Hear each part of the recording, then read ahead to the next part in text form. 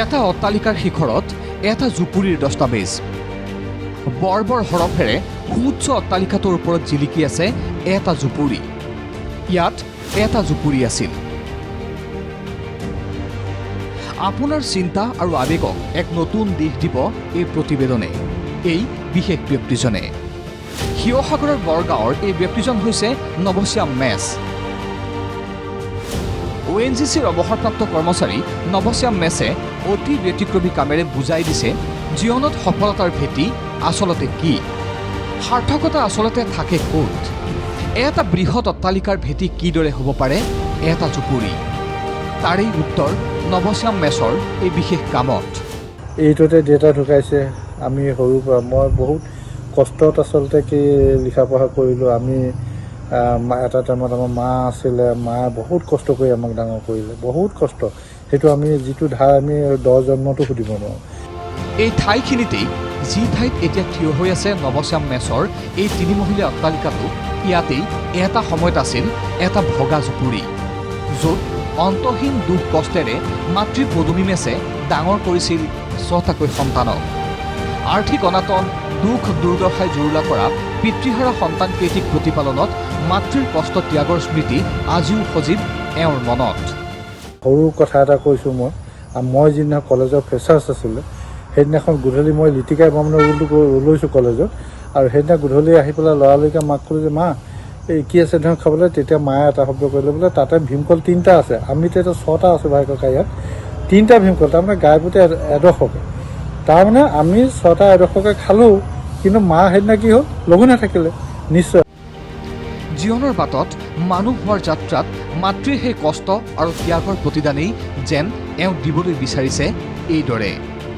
আৰ্থিক অনাটন, দুখ দুৰ্দশাৰ সময় ক'ৰবাতেই এৰি নৱশ্যাম মেছে জীৱনৰ বাটত সফলতাৰে আগবাঢ়ি আহিল বহুদূৰ।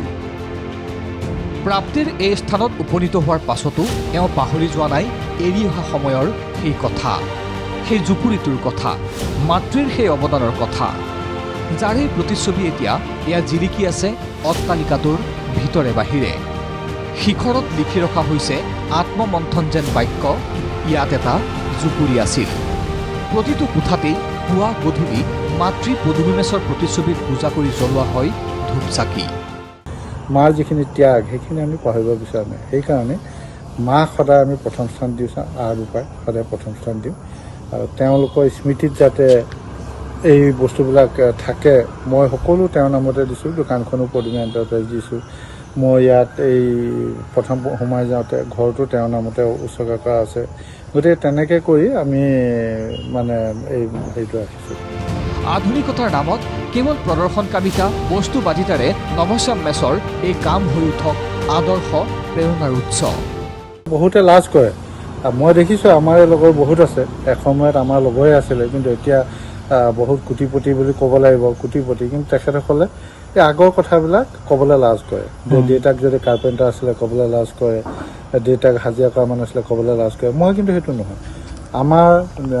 আমি যিটো আমাক পোহপাল দিবৰ কাৰণে মায়ে এটা টাইমত এইবোৰ পথাৰত হাজিৰা কৰিছিলে ৰোৱা তোলা। গতিকে আমি সেইবোৰ পাহৰিলে নহ'ব নহয়।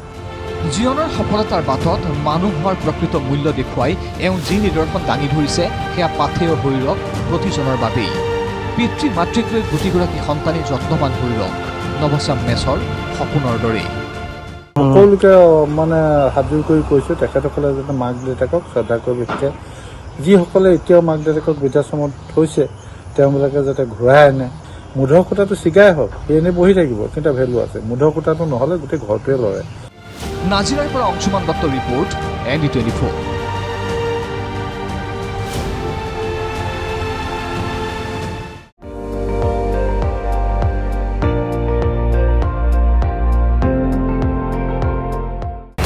আপুনি চাই আছে ND24, সৰ্বশ্ৰেষ্ঠ নহয় সৰ্বোত্তমৰ দৌৰত।